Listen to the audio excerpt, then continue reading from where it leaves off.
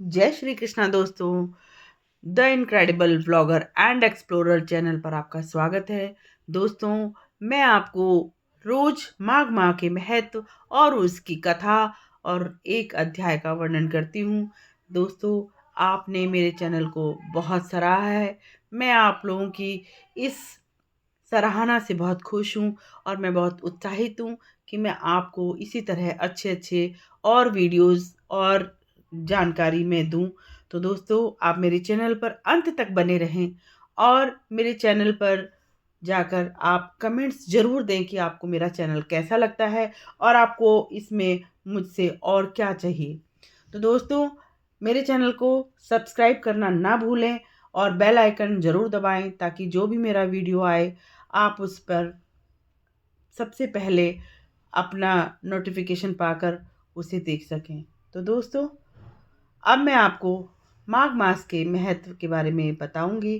तो एक लाइक तो ज़रूर बनता है दोस्तों, मेरे चैनल को एक लाइक दे दीजिए और कमेंट्स आप ज़रूर कर दीजिए और हो सके तो अपने अपने दोस्तों को ये शेयर कीजिए ताकि उनको भी माघ मास के महत्व के बारे में और इन कथाओं के बारे में जानकारी मिल सके।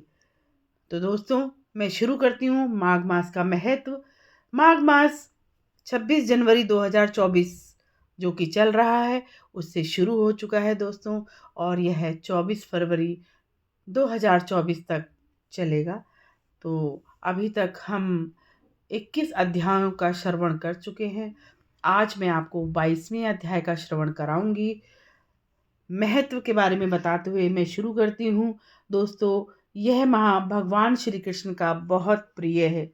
मान्यता है कि इस माह में किसी भी पवित्र नदी में स्नान कर भगवान श्री कृष्ण की पूजा अर्चना करने से सभी मनोकामनाएं पूरी होती हैं और विशेष फल की प्राप्ति होती है।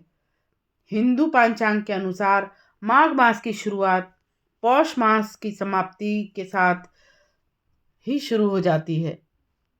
कहीं कहीं पर माघ मास को लोग मकर संक्रांति से भी शुरू करते हैं।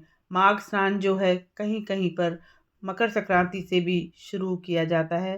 दोस्तों, सब जगह अपनी अलग अलग परंपराएं हैं, अलग अलग सबके विधान हैं। तो इसमें स्नान दान का विशेष महत्व है। इस महीने संगम नदी के तट पर कल्पवास शुरू हो जाता है। धार्मिक मान्यताओं के अनुसार कल्पवास करने से व्यक्ति अपने सभी पापों से मुक्त हो जाता है और उसे स्वर्गलोक की प्राप्ति होती है। पौराणिक मान्यताओं के अनुसार इस माह में सभी स्थानों के शुद्ध जल को गंगा तुल्य माना जाता है। इसलिए यदि आप गंगा स्नान नहीं कर सकते या किसी नदी पर आप नहीं जा सकते तो प्रतिदिन अपने घर पर गंगा जल डालकर स्नान करें, वह गंगा तुल्य ही माना जाएगा। इससे श्री हरि की कृपा अपने भक्तों पर सदैव बनी रहेगी। दोस्तों, भगवान श्री हरि की पूजा करने के बाद आप भगवान श्री हरि को भोग लगाएं। भोग में तुलसी दर अवश्य हो। तुलसी से भगवान श्री हरि बहुत प्रसन्न होते हैं। तो दोस्तों, अब मैं माघ मास की कथा कहती हूँ जो कि मैं अपने चैनल पर रोज मैं आपसे कहती हूँ। यह माघ मास की कथा शुरू करती हूँ। ओम भगवते वासुदेवाय नमः।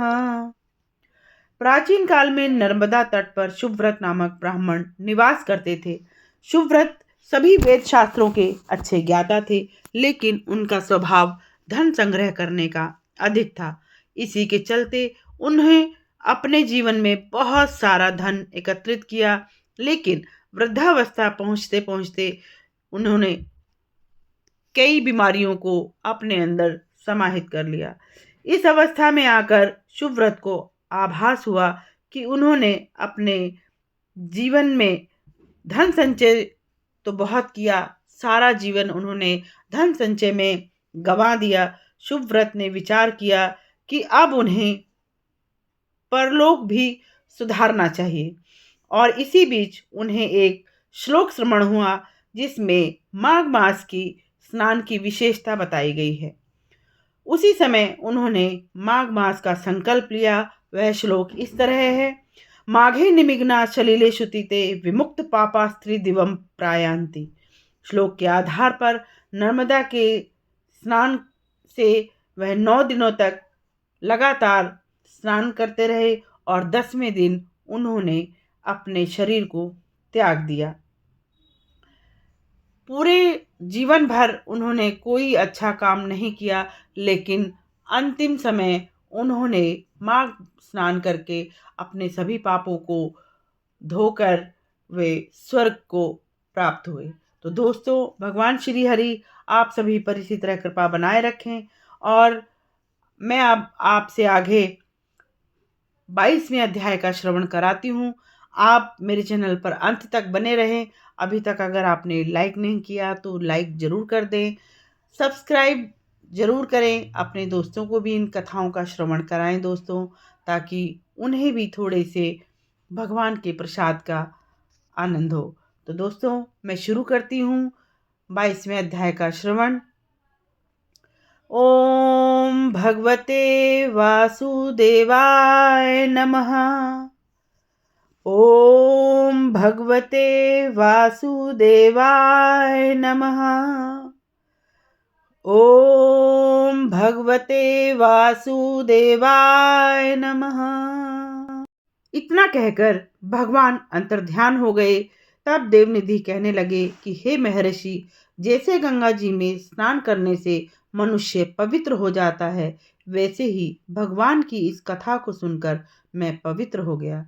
कृपया करके उस स्रोत को कहिए जिससे उस ब्राह्मण ने भगवान को प्रसन्न किया था। लोमेश जी कहते हैं कि उस स्रोत को पहले गरुड़ जी ने पढ़ा, उनसे मैंने सुना, हे विप्र, यह स्रोत अध्यात्म विद्या का सार है, पापों का नाश करने वाला है। वासुदेव सर्वव्यापी चक्रधारी सज्जनों के प्रिय जगत के स्वामी श्री कृष्ण को नमस्कार है। जब स्तुति करने वाला विचार करे कि सभी जगत विष्णुमय है तो किसकी स्तुति की जाए। जिस भगवान के श्वास वेद हैं, फिर कौन सी स्तुति उनकी प्रसन्नता के लिए की जा सकती है। जिसको वेद नहीं जान सकते, न वाणी न मन जान सकता है, उसकी स्तुति में अज्ञानी क्या कर सकता है। सारा चर अचर संसार जिसकी माया से चक्र की तरह घूम रहा है, इसी से हे प्रभु आप चक्रधारी कहलाते हो। ब्रह्मा विष्णु आप ही हो। सारे संसार को उत्पन्न करने वाले ब्रह्मा को भी आप उत्पन्न करने वाले हो। जब जीव शरीर को धारण करता है तब उसमें ज्ञान उत्पन्न होता है। तुम सब सुखों के दाता हो, इसमें कोई संदेह नहीं है। आपसे संपूर्ण सुखों को देने वाला बुद्धि उत्पन्न होती है। आप ही 5 कामेंद्रिय, 5 महाभूत तथा मन के विविध भाव को ब्रह्मा विष्णु रुद्र की कल्पना से आप संसार की कल्पना इसी प्रकार करते हो जैसे पिता पुत्री की। कवियों में जो रूप शोभा देता है, उन निर्गुण भगवान विष्णु को मैं नमस्कार करता हूँ। जिसमें ज्ञान रखने से श्रुतियों में कहे हुए कर्मों को लोग करते हैं, उस परम ब्रह्मा को मैं नमस्कार करता हूँ। मैं उस सतरूप हरि को, जिसको योगी लोग सब प्राणियों में आत्म रूप से देखते हैं, उपासना करते हैं, जिसको अद्वैत कहते हुए गाते हैं और यज्ञ करते हैं, उस माधव भगवान को मैं नमस्कार करता हूँ। मनुष्य को माया तथा मोह में पैदा हुए विचित्र आभास, अहंकार तथा ममता को जानकर खो देते हैं, उन भगवान को मैं नमस्कार करता हूँ। संसार में मनुष्यों के मोह रूपी वायु से सदा भभकने वाला ज्वालामुखी आपके चरण कमल की छाया पहुँचने से नहीं जलाती। जिसके स्मरण मात्र से ही मोह, अज्ञान, रोग, दुख दूर हो जाते हैं, उस अनंत रूप को मैं नमस्कार करता हूँ। जिसमें मिल जाने पर और किसी दूसरे की इच्छा नहीं रहती। जिसको जानकर अद्वैतवादी आत्मा को देखते हैं। यदि विष्णु शब्द का अर्थ है और उसके विषय का ज्ञान एक ही होता है, तो इस सत्य से हे माधव इस संसार की माया में फंसकर तेरे ही ध्यान में रत रहता है। यदि वेदांत दर्शन में भगवान सारे संसार में व्याप्त है तो इसी सत्य से भगवान में भरी निर्विघ्न भक्ति को जो बीज नहीं है तो भी बिना बीज के स्वयं विद्यमान है, सो वह विष्णु भगवान रूपी रंग से हमारे बीज के टुकड़े टुकड़े को जो सृष्टि स्थित तथा लय के लिए ब्रह्मा विष्णु महेश तीन रूप धारण करते हैं और कार्य में सत रज और तम इन तीनों गुणों में विद्यमान है, वह भगवान मुझ पर प्रसन्न हो। जो प्राणियों के हृदय रूपी मंदिर में निर्मल देववास करते हैं वह भगवान मुझ पर प्रसन्न हो। जो अविद्यापूर्ण संसार का त्याग करता है, जगन्मय हो, आपका बनाया हुआ विश्व आनंद करता है, आपके त्याग करने पर अपवित्र हो जाता है, उसका साथ करने पर भी तुम बिना साथ के बने रहते हो, विकार रहित जिनके चावर्क पंचभूत योग से पैदा हुआ चैतन्य मानते हुए उपासना करते हैं। जैन लोग आपको शरीर का परिणाम मानते हैं और संख्यावादी तुम ही हो जो प्रकृति से परे पुरुष मानकर ध्यान करते हैं। जन्म इत्यादि से रहित चैतन्य रूप सदा आनंद स्वरूप उपनिषद जिसकी महिमा गाते हैं, आकाश आदि पंच महाभूत देह मन बुद्धि इंद्रियां सब कुछ तुम ही हो, तुमसे अलग और कुछ नहीं है। तुम ही सब प्राणियों को उत्पन्न करने वाले हो, मुझको शरण देने वाले हो। तुम अग्नि रवि इंद्र होम मंत्र क्रिया तथा फल सब तुम ही हो। जैसे युवा पुरुष की युवती में और युवती की युवा में प्रीति होती है, वैसी मेरी प्रीति तुम में हो। जो पापी भी आपको प्रणाम करता है उसको यमदूत ऐसे नहीं देखते जैसे उल्लू सूर्य को। प्रत्येक पाप मनुष्य को उस समय तक ही सुख देते हैं जब तक वह आपके चरण कमलों का सहारा नहीं लेता। जिसको गुण जाति तथा धर्म को स्पर्श नहीं कर सकते तथा गतियां भी स्पर्श नहीं करती, जो इंद्रियों के वशीभूत नहीं है, जिसका बड़े बड़े मुनि लोग साक्षात नहीं कर सकते, उन भगवान को मैं नमस्कार करता हूँ। जितने ज्ञान रूपी सुंदर गुण हैं, जिन्होंने सुख स्वरूप मोक्ष रूपी लक्ष्मी का आलिंगन किया है, जिन्होंने आत्म स्वरूप सुख भोगा है और जिन्होंने ध्यान रूप से मृत्यु को वश में कर लिया है, ऐसे मुनियों से सेवित भगवान को नमस्कार है। जो जन्मादि से अलग है, जिनको काम क्रोध आदि दोष दुख नहीं देते, उन वासुदेव भगवान को मैं नमस्कार करता हूँ। जिनके ज्ञान की गति से अविद्या रूपी मल शुद्ध हो जाता है, जिनके ज्ञान रूपी शस्त्र से संसार रूपी शत्रु का नाश हो जाता है, उन दुखों के नाश करने वाले को मैं नमस्कार करता हूँ। जिस प्रकार सब स्थावर जगम संसार को उत्पन्न करते हैं, इसी सत्य को भगवान मुझको दर्शन दें। इस प्रकार उसकी सच्ची भक्ति देखकर भगवान ने प्रसन्न होकर उस ब्राह्मण को दर्शन दिए और ब्राह्मण की स्तुति से प्रसन्न होकर तथा उसको वर देकर भगवान अंतर्ध्यान हो गए और वह ब्राह्मण कृतकृत्य होकर भगवान में लीन हो गया।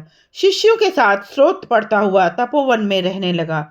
जो कोई स्रोत को पढ़ता है अथवा सुनता है, उसकी बुद्धि पाप में नहीं लगती और न ही बुरा फल देखता है।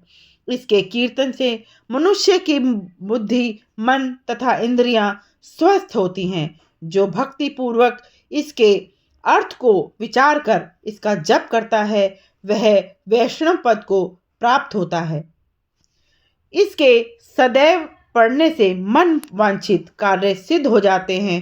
मनुष्य सुपुत्र पाता है तथा धन पराक्रम और चिरायु प्राप्त करता है। इसके पाठ से बुद्धि धन यश कीर्ति ज्ञान तथा धर्म बढ़ते हैं। दुष्ट ग्रहों से शांति होती है। यह व्याधियों व अनिष्टों को दूर करता है, दुर्गति को तारता है। इसके पढ़ने से सिंह, व्याघ्र, चोर, भूत, देव, पिशाच और राक्षस का भय नहीं रहता। जो भगवान का पूजन करके इस स्त्रोत को पढ़ता है वह पापों से ऐसे ही अलग रहता है जैसे जल पंख से कमल। जो इस स्त्रोत को एक काल, 2 काल या 3 काल पढ़ता है वह अक्षय फल प्राप्त करता है। जो मनुष्य प्रातः काल इस स्त्रोत को पढ़ता है वह इस लोक और परलोक में अक्षय सुख पाता है। वेद द्युति का बनाया हुआ यह स्त्रोत भगवान को अत्यंत प्रिय है और भगवान के दर्शन कराने वाला है। योग सागर नाम का यह स्त्रोत परम पवित्र है। जो कोई भक्ति पूर्व इसको पढ़ता है वह विष्णु लोक को जाता है और पिशाच मोक्ष की कथा कहते हैं। दोस्तों, यहाँ पर 22वें अध्याय का समापन हुआ। अब आप मेरे साथ इस श्लोक का 3 बार उच्चारण करें। आप जोर से कर सकते हैं। अगर किसी ऐसे स्थान पर हैं जहां पर आप जोर से नहीं कर सकते तो कृपया मन में करें और अपने मन को, बुद्धि को शांत करें। ओम भगवते वासुदेवाय नमः। ओम भगवते वासुदेवाय नमः। ओम भगवते वासुदेवाय नमः। दोस्तों, एक बार अब अंत में ओम का उच्चारण करेंगे। भगवान श्री हरि आप सभी के मनोकामनाओं को पूर्ण करें। आप सभी इसी तरह भगवान के प्रति अपना आभार व्यक्त करते रहें और भगवान श्री हरि आपके सभी दुखों को हर कर आपको भव सागर से पार उतारें। तो अंत में एक बार ओम का उच्चारण करेंगे। दोस्तों, जो भी नहीं कर सकता किसी भी मंत्र को उच्चारण, वो सिर्फ ओम का उच्चारण करे।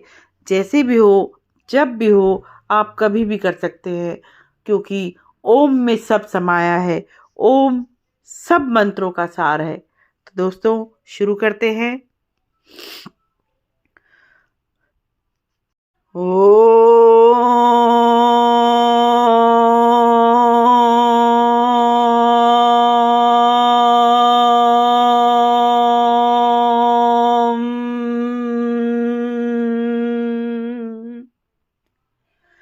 जय श्री कृष्णा दोस्तों।